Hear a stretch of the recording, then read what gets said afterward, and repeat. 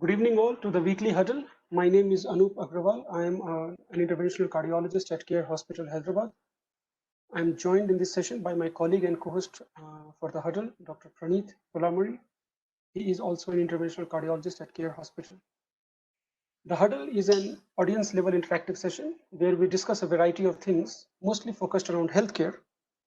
And essentially, with healthcare, we also mean things that affect us indirectly for our professional life.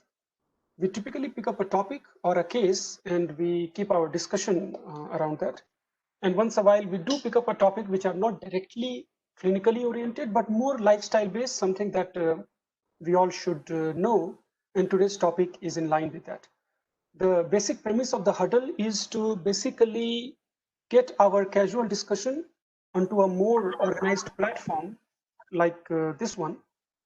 And whatever we discussed amongst ourselves, we share our ideas, we share our knowledge, and maybe we learn a few in terms of how we practice.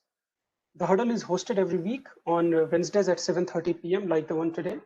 This is our 27th session, and today we are going to discuss about the basics of taxation in relation to the income tax. The timing is perfect because this year, due to the COVID situation, the last date for filing the tax has been extended, and now it is November 30th. And if I'm incorrect, maybe someone can correct me on that. We once a while do invite special guests to facilitate our discussion. And for today, we have Mr. Satish. He's a chartered accountant, and he has been involved with taxation for a lot of doctors. So he has got a feel of what our requirements are. So we will have a discussion along with that, and can be in a Q&A format where if you have any questions, we can directly ask to Mr. Satish, and hopefully we'll get some answers. It is not, the huddle is not a speaker and audience model, rather an audience level interaction. So if anybody has got any thoughts, please raise your hands or unmute yourself once the other person is done talking, and you can share your feedback. Having said that, typically in a huddle case, I start with asking a clinical question to my co-host, Dr. Praneeth, because today's topic is not directly clinically oriented. We are not going to talk about a clinical case, but just a usual lifestyle scenario. So I will ask Praneeth in terms of what is one very basic or simple question about taxation that you would like to know, and then maybe we can circle around our audience, and we will ask Mr. Satish to answer some of the questions for us. So Praneeth, very basic, very simple. If you want to get started with about your income tax, tell us something that you want to know. Yeah, so good evening, everyone. So the question that starts or that keeps bothering me is the moment I joined as a so-called consultant in a hospital, there is a salary and you don't get to take home the entire money which is there on paper, and there is a 10% deduction of the salary that is there on paper. So my question is, what happens to that 10% which is being cut? How is it, and why is it cut? And what happens to that 10% which is being cut? And if that is cut, still, why do I have to pay the taxes with the remaining amount that I'm carrying home? That is my question. Perfect. Thank you, Praneeth. And Mr. Satish, before I have you answer that question, I'm sure you know the answer to that question. Let me just tell you on behalf of all the doctors, and I may be simplifying things, that most of us, other than, and I think we can spell the taxation correctly, but other than that, our knowledge is really not that much. So please guide us through, and you can answer Praneeth's question as well, and you can give us a brief overview of how doctors and their taxation work. For the time being, we are not going to talk about those doctors who own a center, because then it becomes too hodgepodge and too complicated. So, Mr. Satish, if you can just give us a brief overview of doctors and tax, and also answer the question that Praneeth asked. Yeah, thanks, Anup. Hi, everyone. To answer precisely, the taxes are our individual's responsibility. And since it is our individual responsibility, such individual responsibility for payment of taxes lies with the kind of engagement the doctor is going to have. Generally, two types of, or rather three types of engagement we can foresee. One is as a salary person, as an employed person. Two, as a consultant in any hospital. Three, having his own practice, or a mix of these three also can happen sometimes for a particular person. Now, based upon the kind of engagement the individual are in, based upon that individual taxes are going to depend upon. So precisely, we can only try to give an idea as to how the person is engaged with his profession. If we talk about the salaried class, the taxes are completely different. We generally say that salaried class are the people who are going to pay honestly their taxes in India and a lighter side. But nevertheless, the taxes pertaining to the salaries are pretty easy, and the employer, to whom the doctor is going to work under, the organization, that employer or such employer is going to pay the taxes entirely. And generally, such salaried class of people will not have end up with any payment of taxes either as a refund from the government, or from the or he is required to pay any taxes to the government generally. But whereas the second type of engagement we have is as a consultant. In consultants, generally what happens is, if such payment happens to be more than 30,000 during the entire financial year April to March, where the taxes are to be deducted at the rate of 10%. So maybe Dr. Praneeth was trying to say that the TDS has been deducted at the rate of 10%. If 10% is being deducted, it is not an employed person, salaried class of people. It's a consultant kind of engagement. Many people, even couple of days or couple of weeks back, happen to talk to one doctor in NIMS, where their engagement happens to be as a salaried person, and his wife is also a doctor, where her engagement happens to be a consultant. There was a little differences of opinion, like one is going to pay the taxes as a consultant, one is going to pay the taxes as a salaried class of people. So the kind of engagement we need to understand. In case of salaried people, I'm audible to all. Anup, I'm fine. Yes, yes, you're absolutely fine. You're absolutely fine. Please go ahead. Is that discussion is in line with your questions? Yes, absolutely. Absolutely. Okay. So in case of consultant, the TDS would be deducted at the rate of 10%. Simply, the obligation kept by the government is, if you are engaged as a consultant, the payment, though the organization might be calling as a salary, but it is actually consultant fee, where such consultant fee is subjected to at the rate of 10%. But now, of course, 7.5% is a rate applicable. And the third category of people, as I said, is a mix of, third category happens to be like they have their own clinic kind of thing, and they are going to get the consulting fee kind of thing, and they're going to take the receipts. Generally, those people will not have any question of TDS kind of thing, because predominantly they are going to get the fee from the individual, unless it is from the insurance claim kind of thing. So these are the three categories of what you call a doctor can be, or a blend of all the three kind of thing. So if we talk about the salaried class of person, then the salaried class of professional, the rates applicable to him as per the respective financial year, the 5% category, 20% category, and 30% category, there is an obligation on the employer to cut entire taxes as per his income available with the employer.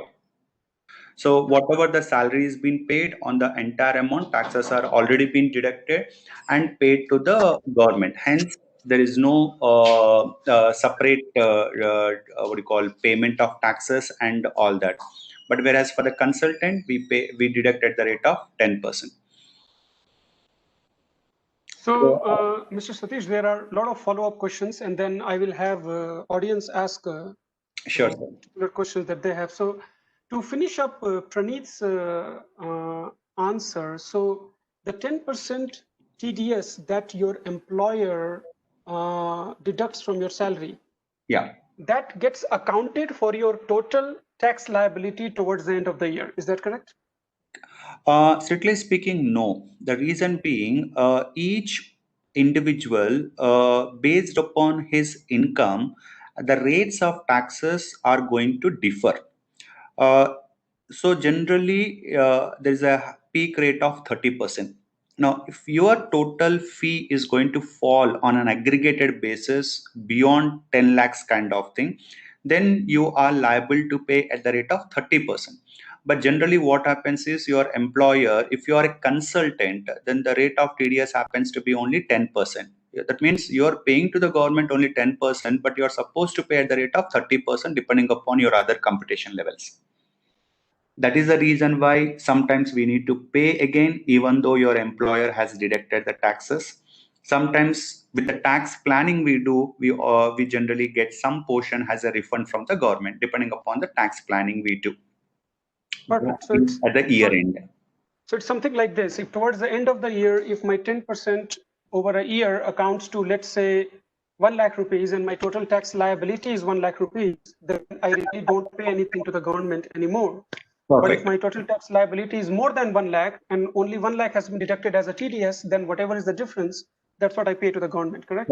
Correct. Now, why is that TDS, like, why is that rule of TDS is there? What if I take that 10% of my money and then I pay towards the very end? Don't you think that 10% money I will have over the next few months, and that will give me a more purchasing power rather than giving every month? You understand what the question that I'm asking? Yeah. We go by the laws of the country. Generally, the idea of withholding taxes is to make sure that the government has got the visibility that the payment is being made to you, and at the year end, you are going to account for the taxes. It's like paying an advance tax kind of thing. You're paying just before. Our rule is like you earn, or rather you pay while you earn kind of scenario. That is the reason why the government has kept these kind of thing. But as you rightly said, if that taxes were not deducted, you would be having more purchasing power and more rotation kind of thing.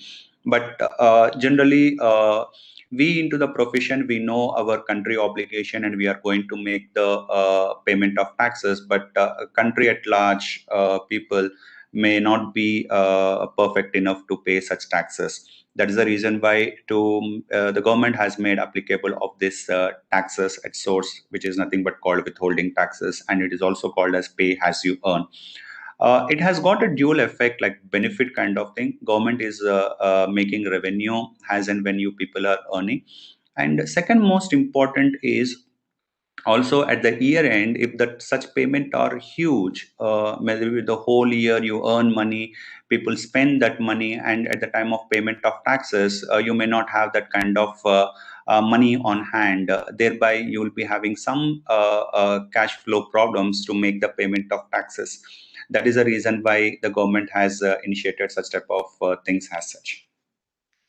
And do government give us interest for the tax that they are withholding? Or It depends upon when did you file your return of income. But unfortunately, the rate of interest you get it from the government is only 6% kind of thing. That is calculated at various due dates, and accordingly, they are going to process it. Okay. Few more questions. You talked about salary versus consultant. Now, this could be more semantic, but I'm sure a lot of doctors would like to answer this question. We all have a designation of consultant, and we all get salary. So where is this confusion? And we all get 10% TDS. So, like, how do we define ourselves? Are we a salaried employee, or are we a consultant, or are we consultants? Strictly speaking, you are consultant. Okay, so whether I'm employed by a group who happens to be hired by hospital, or whether somebody who is directly hired by the hospital, till the time the hospital, engages us as consultant with 10% TDS, we can classify ourselves as consultant. Is that correct? Absolutely. Okay. Because that was another thing which was very confusing. Like I am an employee of a cardiology group, and that group happens to be providing services at CARE. So versus let's say my wife, she is a direct employee of CARE, but we both have consultant as our designation. So we both can be qualified as consultant, right? Yeah, you have been qualified as a consultant only, but not as a salaried person, because the tax rates and all would be making difference a lot. Uh, I think you are also as a part of consultant. Right. So maybe I'll ask in the due course of time, I will ask Dr. Pawan to also share his thought, because I think he also is, Dr. Pawan, correct me if I'm wrong, we'll ask to have you share your thoughts later in the course in terms of how you engage with the institute, whether you are direct institute employee or whether you are a group's employee. The second question that I'm sure a lot of us ask is, this standard deductible versus customizable, particularly for early people like us in their 30s when they are filing their tax. If you could just give us a brief overview about standard deduction versus tailored or customized. Okay. Again, the standard deduction per se, it depends upon whether your engagement is an employee or as a consultant. The standard deduction, which we call 50,000 as a deduction, it is only applicable for those people who are being engaged as an employee, as I'm to say salary. Consultants generally don't have this standard deduction kind of thing, but other deductions we call after computing their incomes, there is something called savings as a deduction. That means if you save some money, you get the benefit of deduction.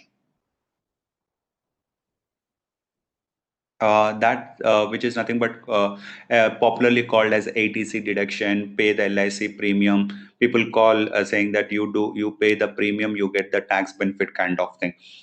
There you have a benefit of benefit up to 1.5 lakh, not the tax benefit. Tax benefit will be approximately about 46,000 and odd, which is applicable for both the salaried class of people as well as consultant. So if I am a consultant filing a tax, then I'm really not filing any deductible. Is that correct? Deduction, let's not get confused. There are many deductions per se, but Okay. one what you called as a standard deduction, that is applicable only for salaried class of people, not applicable for consultant. There are other deductions from the total income that is applicable for both salaried class as well as for the consultant, individual person. So let's say if I am a consultant and I'm paying house rent, can I claim house rent as a deductible? No. And if I were a salary doctor, then could I have claimed house rent? Right. Then I could have. You're right. Oh. But again, let me clarify here. Though you are a consultant, you have one section called 80GG, where in that section you can claim maximum of 60,000 in the whole year. Okay. And in that 80GG, I can claim my rent and everything. Only 60,000. Only 60,000. 60,000 for the whole year. Okay, but that can be claimed. What if I have a personal assistant whom I pay myself? Can I claim that if I'm that I'll just come a little while. Whereas for the salaried class, you have house rent allowance as an exemption. Provided you are a salaried person and you get your salary breakup with an amount stating clearly in your payslip saying that it is house rent allowance, then you get this benefit. But in the recent 2020 kind of thing, where they said very clearly that if you are claiming these exemptions, then the rates of taxes are going to change. There are certain old rates and new rates kind of thing. That is the reason why many people would be coming to us asking for suggestion like Shall we go for old rates of taxes or the new rates of taxes? It depends upon whether you wanted to claim exemption or you don't want to claim the exemption. Now, this analysis we can do one-to-one depending upon your other income, savings, deductions, and so on. So that's what I wanted to tell you. And your other question was, can you claim? If let's say I have a couple of staff whom I have hired myself, and if I pay. Right. If you are a consultant, definitely yes, if you are making the payment of as a salary. As a consultant, you can show as if it is your own business kind of thing. I mean to say profession, where whatever the expenditure in relation and in connection with your profession or execution of your profession, all such expenses can be claimed as an expenditure, and the balance amount only will be chargeable to taxes. So let's say petrol charges, can I claim that? Absolutely. As a consultant, I can claim that. Absolutely. Okay. But let me try to tell you the other law applicable for the consultant.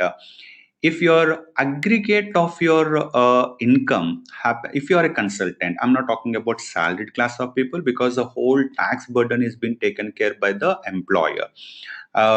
Here, the one which all the consultants should understand is 2 points which I'm going to tell you. One is, if your the total income happens to be, if your total income happens to be exceeding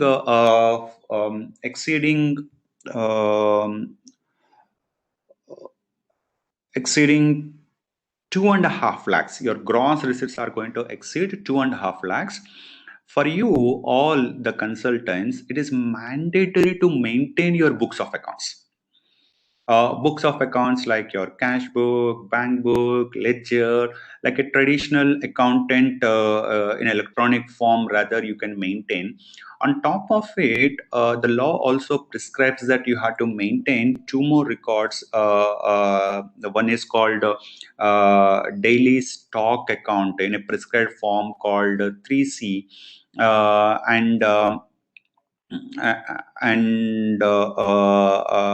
do you call the other one, register talking about in and outpatient kind of thing. If you are a consultant and if your gross receipts for the whole year is going to exceed 2.5 lakhs, but salaried class of people are not required to have such type of maintenance of books of accounts.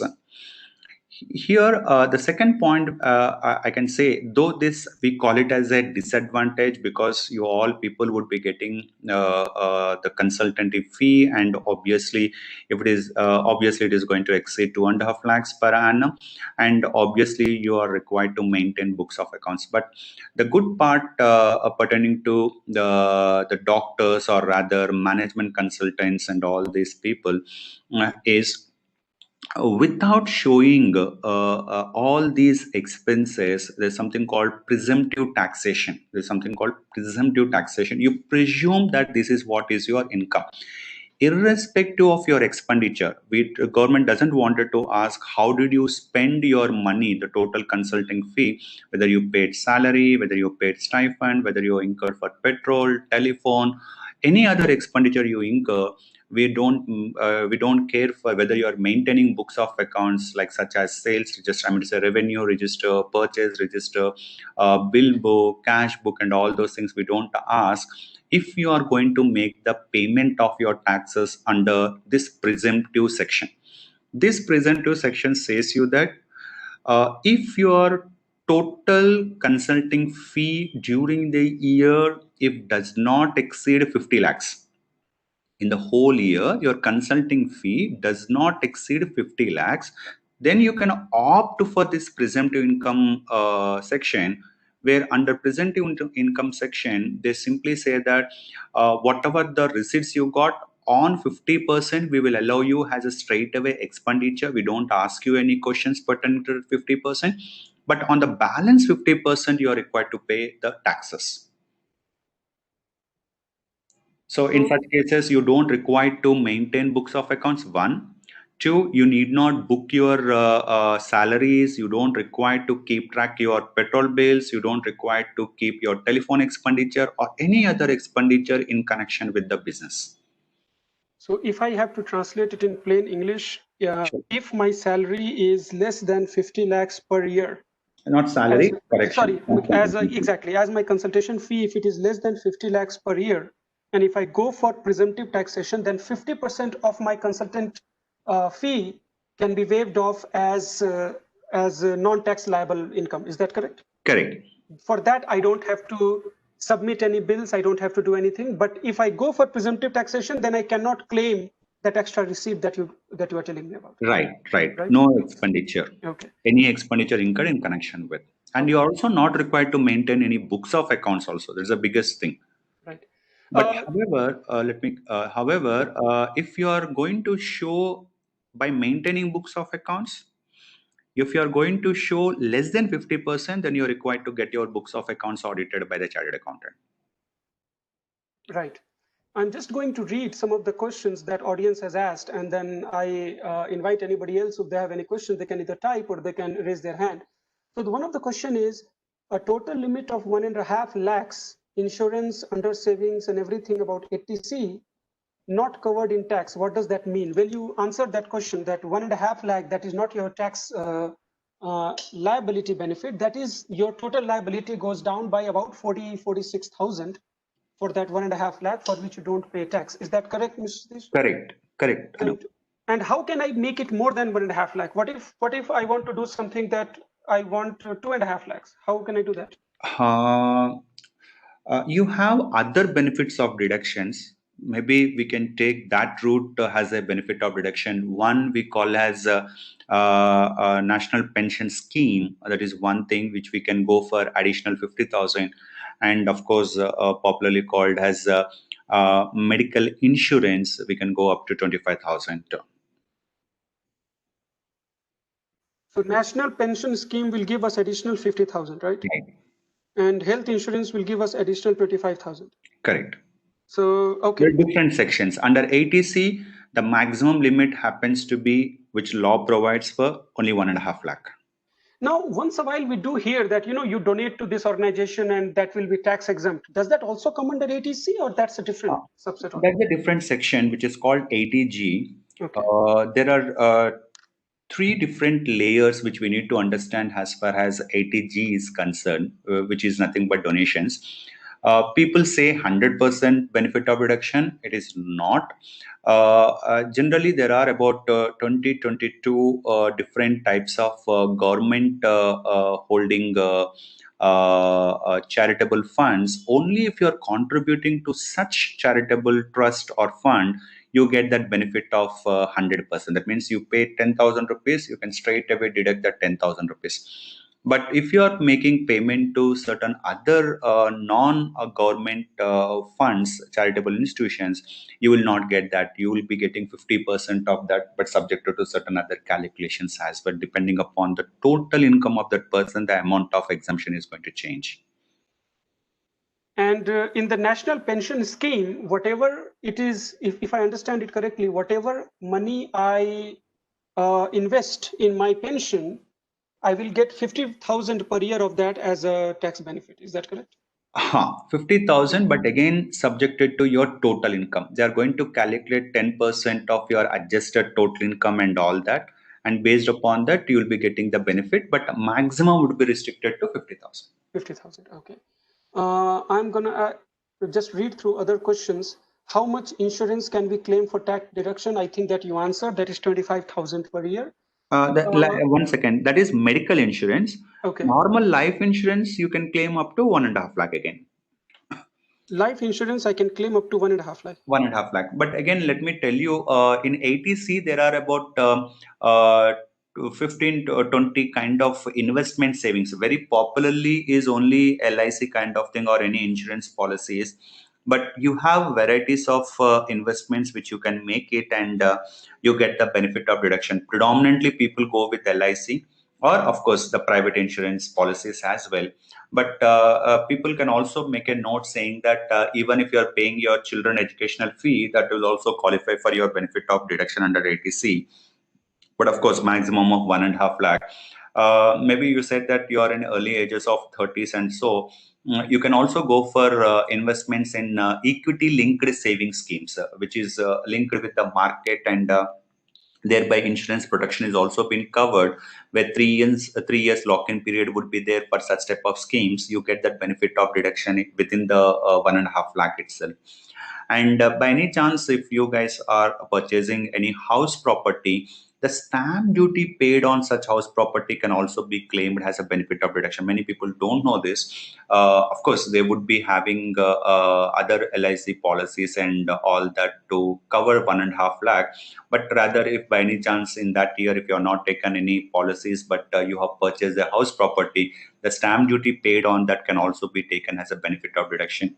And if you don't believe all these things, if you are saying that you wanted to go for fixed deposit, 5 years of lock-in period fixed deposit, you can go ahead and you can claim the benefit of deduction. Of course, aggregate does not exceed 1.5 lakh. So these are certain other things which people can focus of getting the savings rather than worrying about not covering the insurance policy for the entire thing. But they all will be under ATC, right? They will not exceed 1.5 lakh. Correct, unfortunately. So things that will exceed 1.5 lakh, you told me that health insurance will exceed 1.5 lakh, right? Right. You can pay to your parents also will qualify additional 25,000. Okay. And so a lot of us as doctors, we pay malpractice insurance or liability or indemnity insurance for ourselves. Mm-hmm. That also is quite substantial amount. Mm-hmm. Can we claim our indemnity insurance along with it, or it will go under 1.5 lakh? This will not qualify. Indemnity insurance is like a general insurance. It is not covering under life insurance. So this will not qualify for any benefit. But however, if you are going ahead with your individual line item of claiming expenditure, there you can claim this one.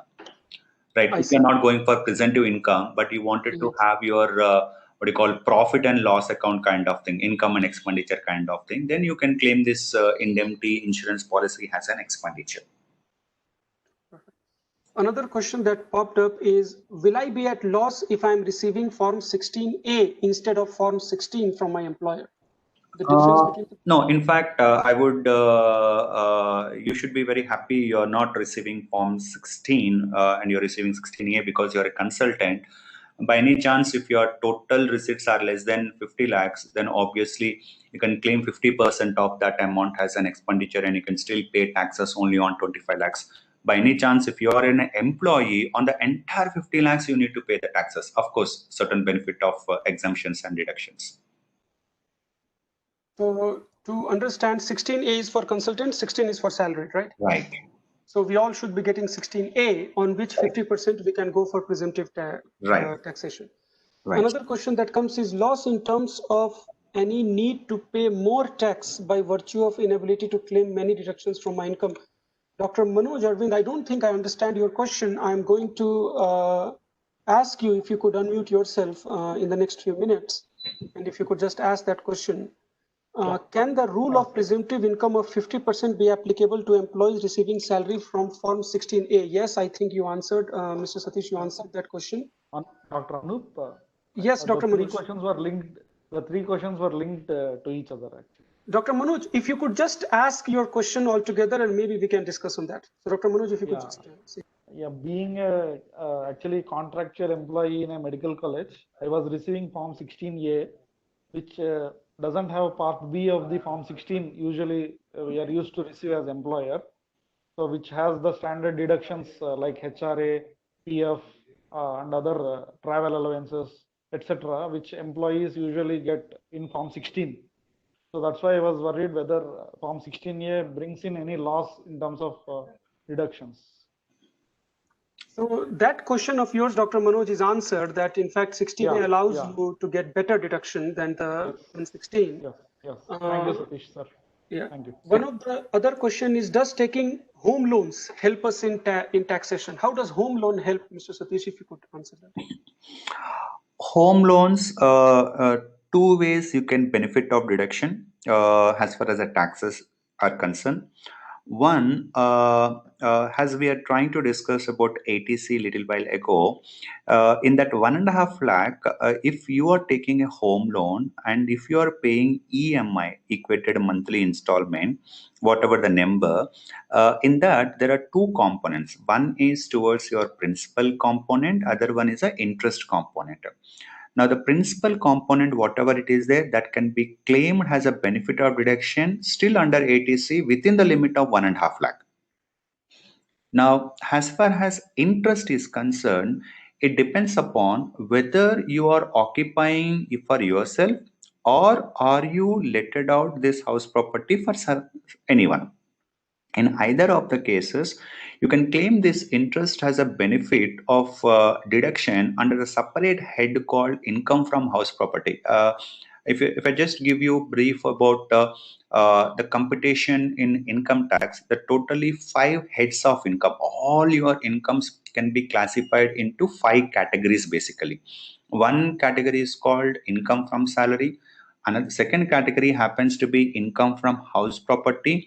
Third category happens to be income under the head business or profession.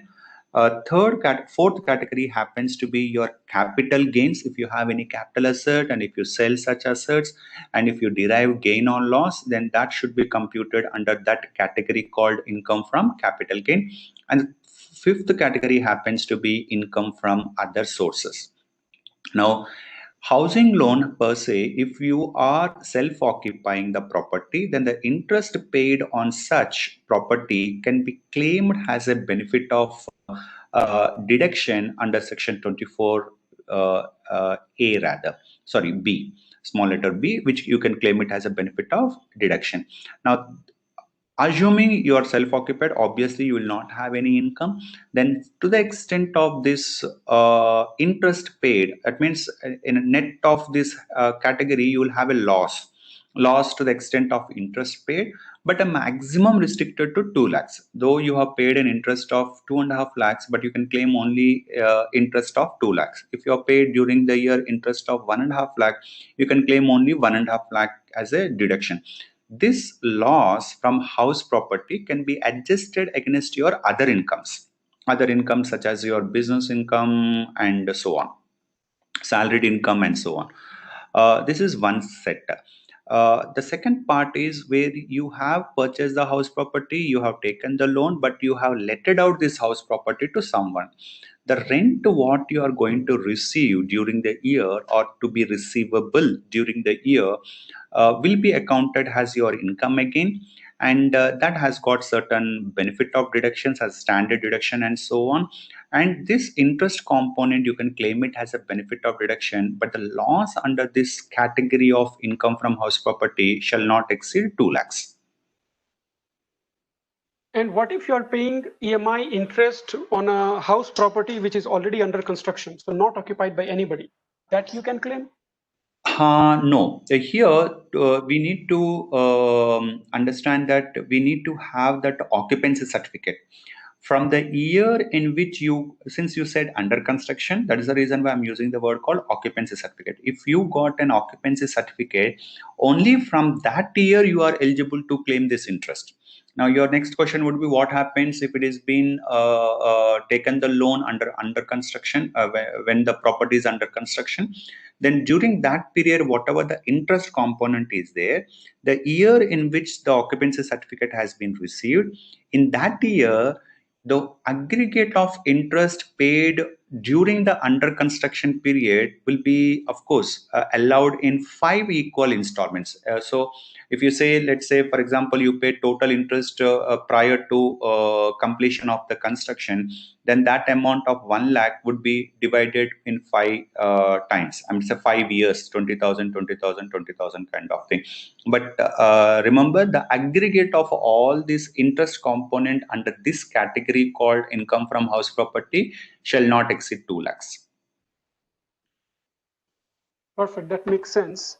I'm reading just another question. Total income in first year is less than 50 lakhs, you go for presumptive tax, but second year the income exceeds 50 lakhs, now the presumptive tax is not applicable. So my understanding is in that year, then you have to do the so-called bills and receipts and all this, right? Yeah. You have to Okay. maintain books of accounts. You have to get your accounts audited and all that. I see. And then if let's say next year for some reason again you go below 50 lakhs, then again you can go for presumptive taxation. No, there are certain rules pertaining to that. 1 year you opt for presumptive income, the other year you opt for regular income. Again, the next year you cannot opt for presumptive income. Okay, I'm sorry. That is, yeah, you can opt for. We can opt for that. Okay. Yeah, you can opt for. That rule is, another rule was there, another presumptive income that is not applicable for this presumptive income of medical profession.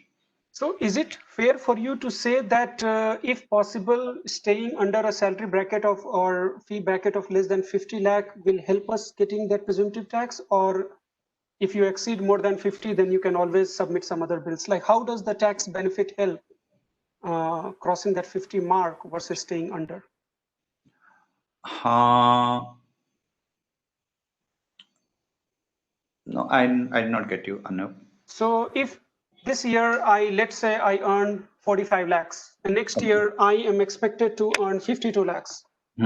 Should I actively keep my earning less than 50 so that I can get presumptive taxation, or you think that whatever benefit that presumptive taxation offers is not worth? Anup, I just don't want to say that to save the taxes we need to forego an income. Okay. We can work out individually on that. Work out individually. Yeah, okay. yeah. So that is your wink way of saying that we can always figure out a way. Perfect. Right. That is why we need people like you for sure. Okay.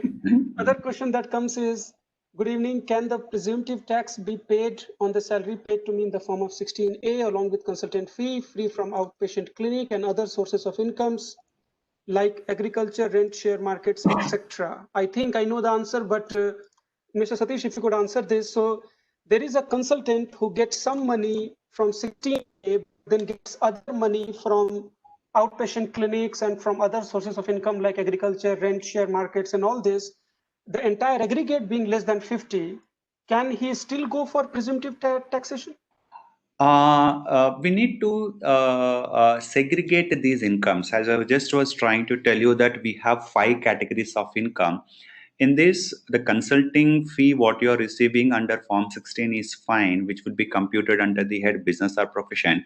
And you are also doing part-time consulting, clinic fees and all that. That can also be included as a part of your consulting fee. Though the TDS was not deducted, but you can aggregate it to 50 lakhs. But however, your other incomes in the form of shares and other things will not be clubbed as a part of your 50 lakhs. It has to be computed separately under the categories which is going to fall in. For example, shares, which we generally classify as an asset. If you are holding it as an investment, then we are supposed to compute something called capital gain. Depending upon your holding period, we will be computing as a short term or long term, and we are going to tax it as a part of your total income, but not your consulting income. Perfect. So again, to understand it, all the income which can be classified as consultant income, that can be clubbed for the presumptive tax, and the income which cannot be classified, that you have to do based upon that particular classification, correct? Correct, absolutely. Okay. And then question is, the equity funds, mutual fund, post office schemes has an advantage of more tax exemption. I think you answered this question that all of these will go under ATC with a maximum of 1.5 lakh exemption, right? Correct, Dr. Anand. Right. And then what is it with GST department sending notice to doctors saying to pay GST for services rendered?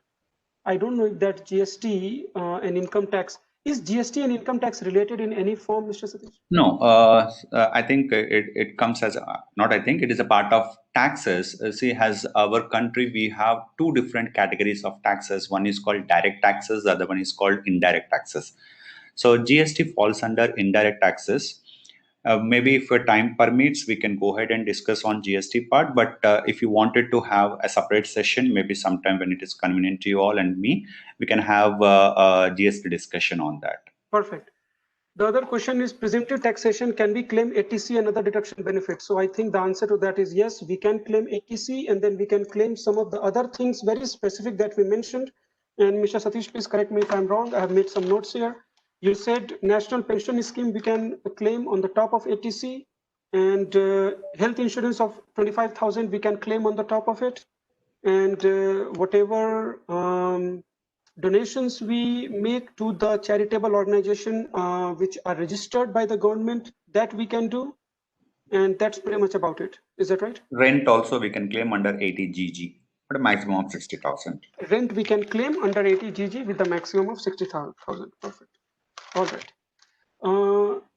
Please brief out GST. I think Dr. Ramya ma'am, I think GST we will have to do it because I don't think time will permit to go through GST.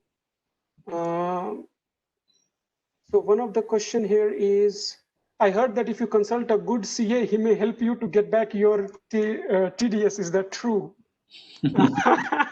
Okay. See, as a responsible citizen, we always say in the forum, saying that we have to pay taxes. It is not that all we pay, we get it back. Okay. We'll help you to do the best in line with the law of the country. Perfect. We have about 12-13 minutes in the session. Anybody has got any other questions or thoughts, please raise your hand or unmute yourself. Dr. Pawan, if I can get your thought about, just give us a little bit idea about how you are engaged and whatever you want to disclose in terms of how you see taxation and how you can help us with some of your wisdom. Dr. Pawan, you are unmute. Please go ahead. Am I audible? Yeah.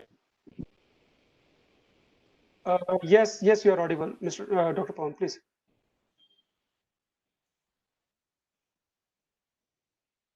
Dr. Pawan, now I can't hear you.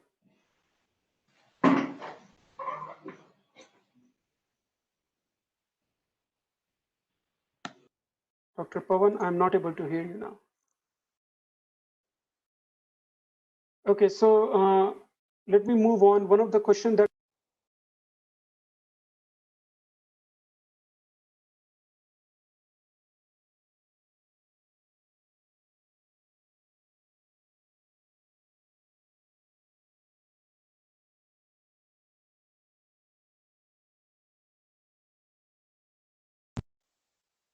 Yeah, Anup.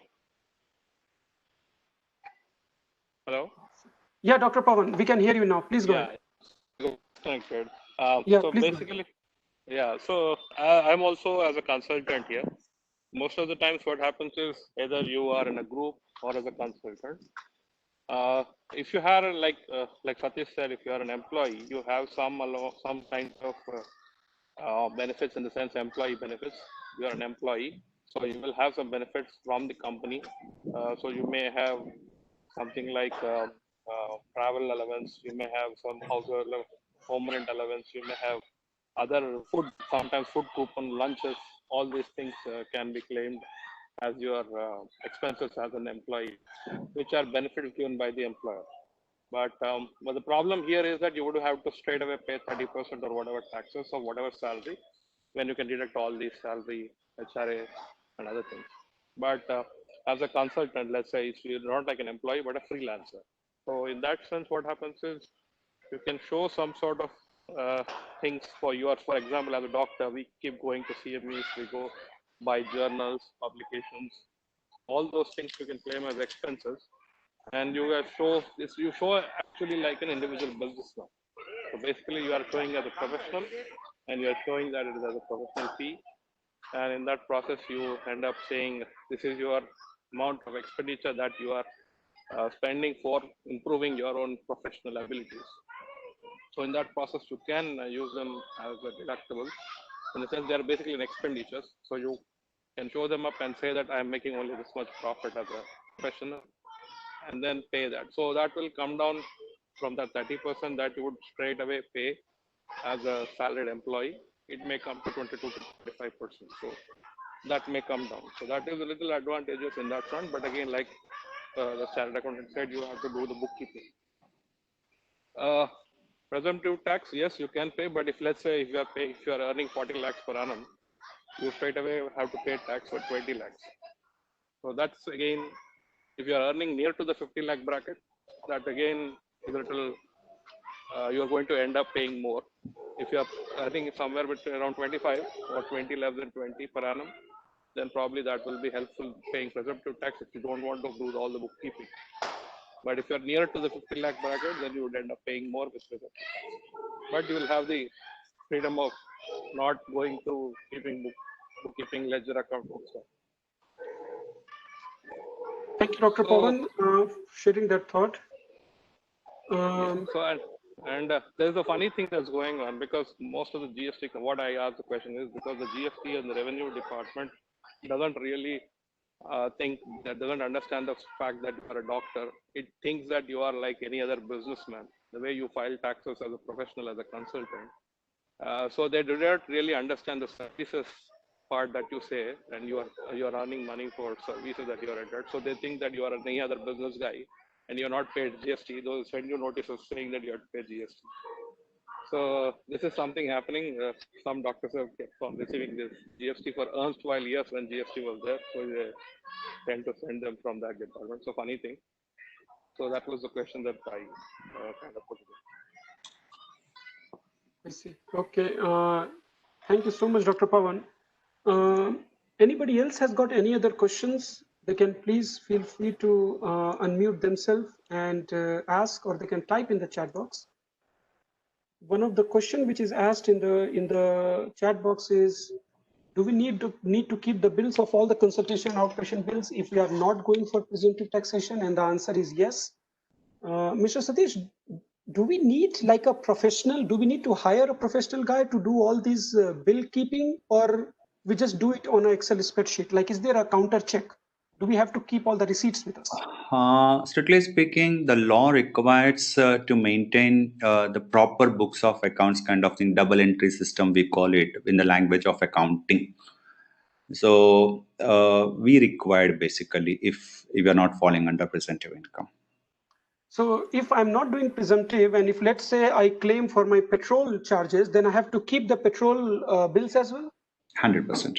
Oh my God. And what are the chances of that getting audited? Okay, show me all the petrol bills. The government says that total returns filed, only 1% of the returns filed are picked up for further investigation. Hopefully will not fall under that 1% category. Okay. One of the question is the clinical income. For the clinic income or your private clinic income, do you need separate PAN and GST number? If I run a clinic, do I need a separate GST and separate PAN number? In a clinic, you are the only one person rendering the service. I mean to say, as a profession, it is not jointly organized. In such cases, you don't require a separate PAN number. GST, we need to talk separately, which is a big length story. Has to applicable, not applicable for certain activities. It is applicable for certain activities. It is not applicable. As Dr. Pawan was also saying, in some cases, doctors are also required to register under GST, subjected to certain ifs and buts kind of thing. That is the reason why we're not talking on GST front end. Maybe sometimes later, if you can organize, maybe people get enlightened on GST as well. To answer the present question, if it is a partnership firm, obviously we need to go ahead with the separate PAN number and disclose the incomes. Okay, I think that question, I don't have any other questions on the chat box. Praneeth, was your original question answered? And if there is anything else that you want to ask? I hope Praneeth is still. Yes. So yes, I got my question answered. So this is a mandatory thing, and the rest has to be accounted for and will be taxed. So now I know this thing, and many other things which I also equally learned. Yeah. Okay, is there any other question that you have that you want to discuss? Or anybody else in the audience? Yep. Yeah, no, one question Pawan from has my side. Yes, Pawan sir. See, basically, we are all getting though we say consultant, we get a fixed pay every month. We are not like getting a variable income every month. Now, the government might think that you are a salaried, though you are claiming it as a professional consultant, because you are getting a fixed salary, is what to say. you are not getting a variable income. If you say it's a variable income, you can always say that being a consultant. How do we go about this? What if the government says that you're getting a fixed thing and it's a salary? It's not a consultation fee.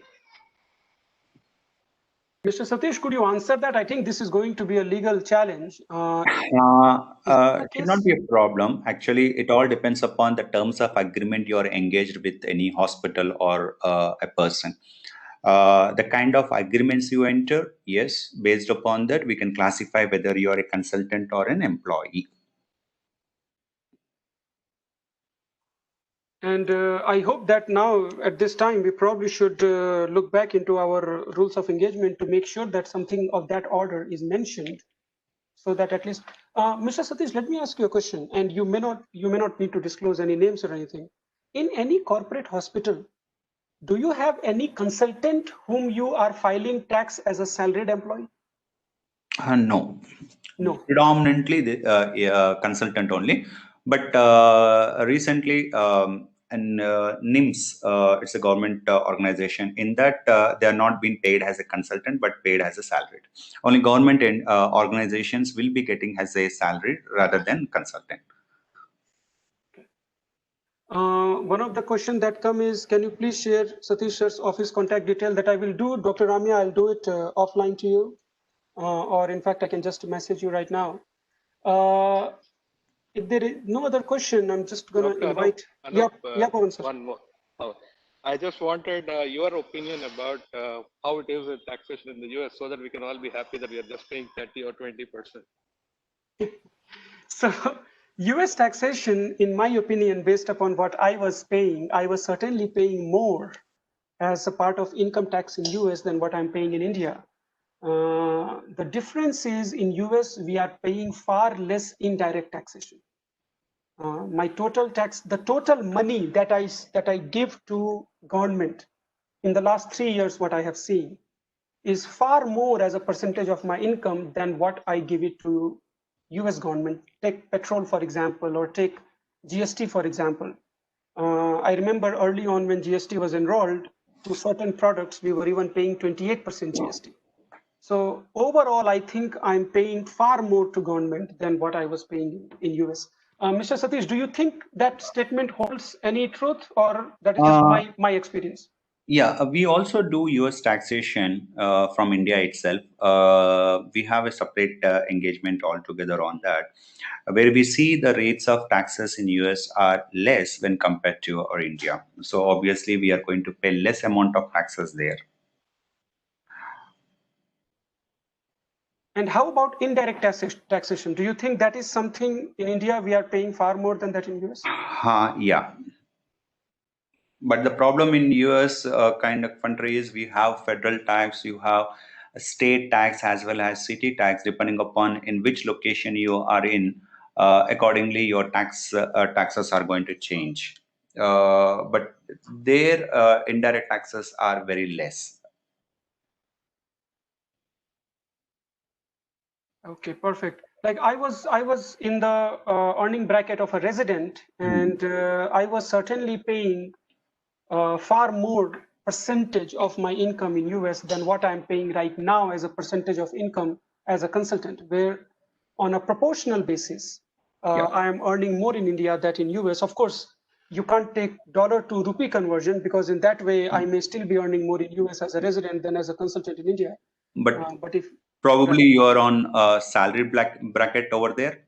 Yes, over there we are on a salary bracket. If you are, I'm not sure, in India also has a part of salary bracket, then you'll feel that pinch. I see, certainly. But I think the thing that hurts the most in India is not just the income tax, but also the indirect taxation that a lot of us, particularly if you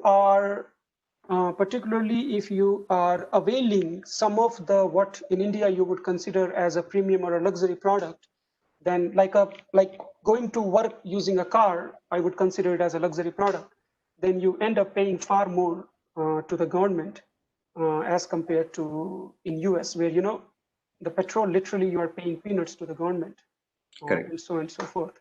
Even the products that we are buying, like let's say if you are buying an iPhone in US, your total federal plus state plus your local county taxation at the most is about 11-12%, versus here you can very easily fall into 18% GST for any premium product. So that Correct. also is a lot of tax that we're doing.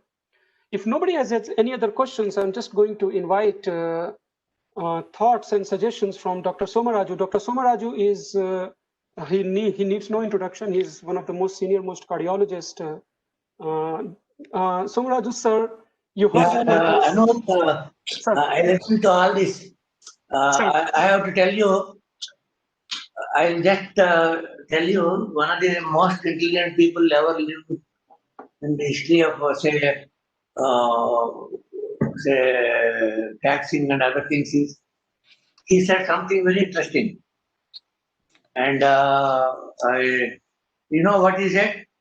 In medicine, we live with uncertainty. But in the world, nothing can be said to be certain except death and taxes. And you know who said this? Benjamin Franklin. I have serious reservations about the tax policies of the government, the whole system, how it works. I have a lot of questions and a lot of issues. The whole profession of medicine marginalized itself to accept what is imposed upon it by the practice of some of the wrong people in society and also in the profession. Suppose I just ask Mr. Satish, how do you define a consultant versus an employee? Tell me the criteria, sir.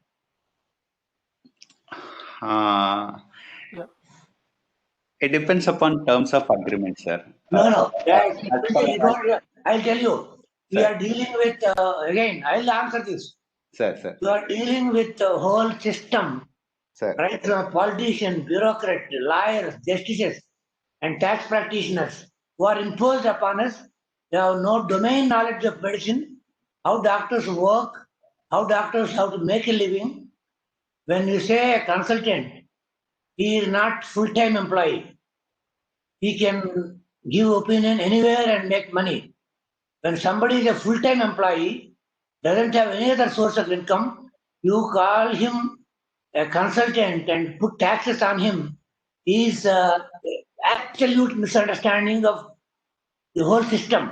I have a lot of other things to say. Suppose I tell you, the CEO of a corporate hospital, is he an employee or a consultant? Employee.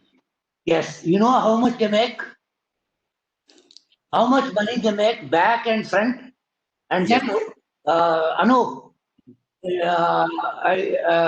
while it's a very interesting topic you brought up, the whole system is misunderstood. You are dealing with ignorance right from the top to bottom. And I have serious reservations about all this. And the profession marginalized itself should challenge the way his politician tax, is the bureaucrat tax, is the rest of the system, whole system is a tax. And then why are we accepting all this? Their definitions, they don't understand the profession. When we say audit by a tax consultant, it is no different and no uncertain as a medical audit we know of. So I'll leave it at this, and some other time, maybe when occasion comes, I'll talk. I don't disagree. I disagree with a lot of things that we talked about in the name of what is the rules of the game. Thank you. Sir, thank you so much for your thoughts. And I'm sure a lot of us share the same thoughts that you have. And it's almost like fighting or picking a battle in terms of whether you want to challenge the rule of the law or you want to just comply with that. And I'm sure a lot of us, we find ourselves in a position where, call it our comfort zone or whatnot, where it just makes it easier to comply with the rule of the land rather than challenging it. Certainly the way doctors work and other professions work. Anu, just interrupt you here. Yes, sir. The definition they apply to you, many of you say care hospital you are working, calling you a consultant versus an employee is absolutely ridiculous, and they'll end up here. Yes, sir. We certainly should be finding, or we certainly should be educating ourselves far more on this. And yeah, I mean, one of the thoughts that I think is that a lot of organizations, let's say lawyers, or let's say IAS, or let's say engineers or whatnot, I think as a fraternity, they come up with a thought process, and then the discussion starts. Maybe in the medical fraternity, that is also the time where we start valuing what we are doing in the respect of the finances as well, which a lot of the times we choose not to talk about it because that is not our comfort zone. But certainly a lot of mentorship from people like you and others who can give us that insight, that will help us. As far as following the law of the land, that is where we have to listen to people and we have to follow what we are doing. Not all of us are in a position to fight back, but we certainly should thrive to be in a position where we can fight back and reclaim what is truly ours. If nobody has any other questions, I will close the session. Praneeth, your closing comments on this, and we will get we'll get comments from Mr. Satish as well.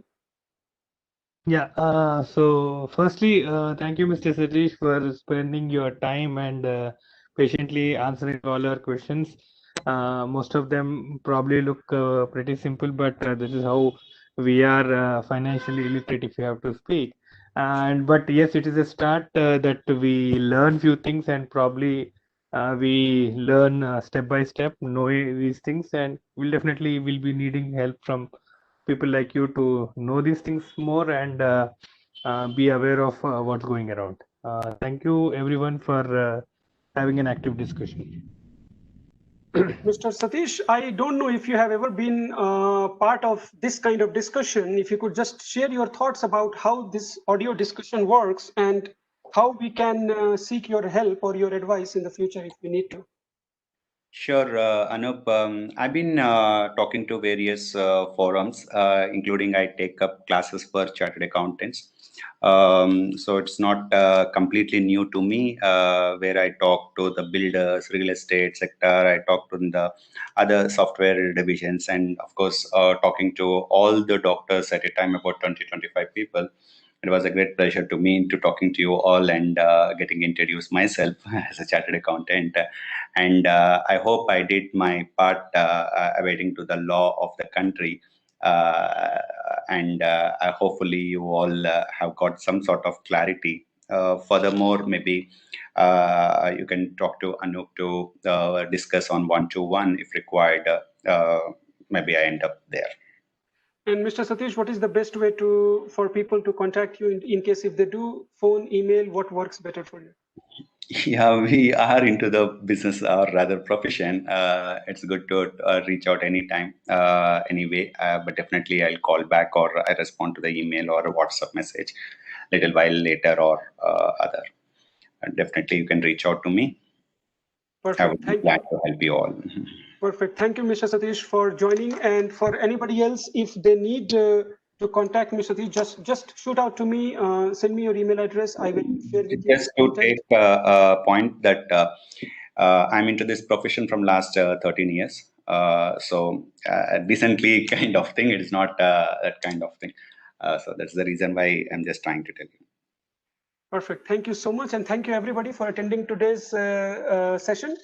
We do like to hear your feedback. So if you found the session worthwhile, please share it with your colleagues. And if there is any constructive criticism that you can share with us, that will be really helpful. We host this session every Wednesday at 7:30, and the link and the ID are all the same. So if you got a link this time, that will work for the next time as well. We do record the huddle sessions and they are available on podcast and YouTube. So that also you can check out. I thank you again for participating. Good night, and hopefully I'll see you next Wednesday again. Thank you all. Thank you all.